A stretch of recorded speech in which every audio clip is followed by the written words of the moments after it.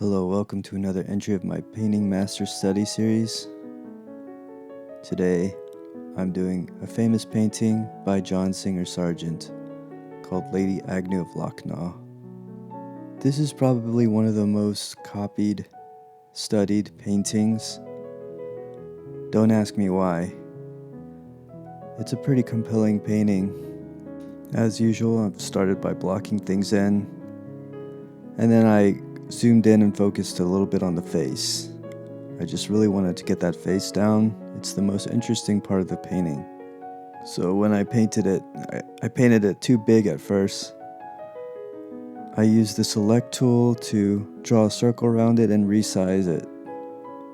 This is also when I fell in love with the smudge tool. I'd say about 80 to 90% of this painting I painted using the smudge tool, which is a very different approach from another painting I did in my series, the first one, the Yoshitaka Amano painting, which was all about line quality. This one's less so about getting straight lines, it's about smudging the colors a lot, which is what I ended up doing. This painting took me about 1 or 2 days. I just used the default iPad canvas size, so don't ever get intimidated by a quote-unquote masterpiece. You can actually copy a quote-unquote masterpiece pretty quickly.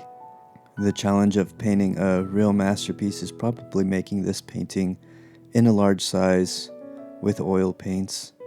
That takes a bit longer.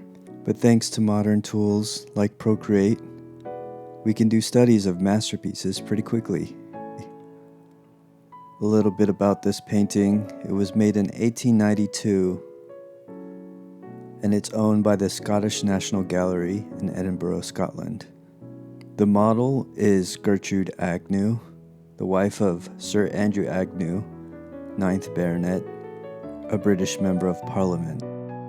The painting was immensely successful, and it endowed her with notoriety and prestige. So if you want some notoriety and prestige, let me do your portrait. You can visit my website and order a portrait there. It was displayed in the Royal Academy in London, and it may have been influential in John Singer Sargent's acceptance to the Academy. And Sargent's fee at that time was about £500.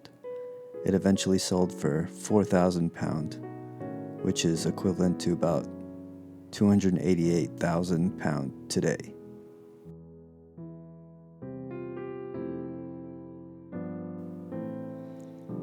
So I'm just hopping around and filling in spaces. I'm kind of working in a circular motion around the painting. I fill in spots with the brushes. In Procreate, I used oil brush, wet brush, dry brush in certain areas, and bend the edges a bit.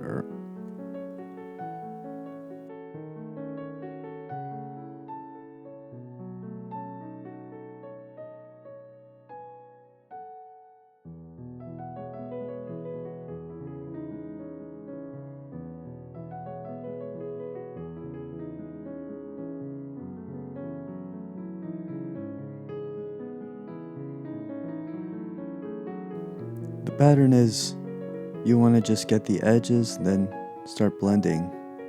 Then you blend with the smudge tool.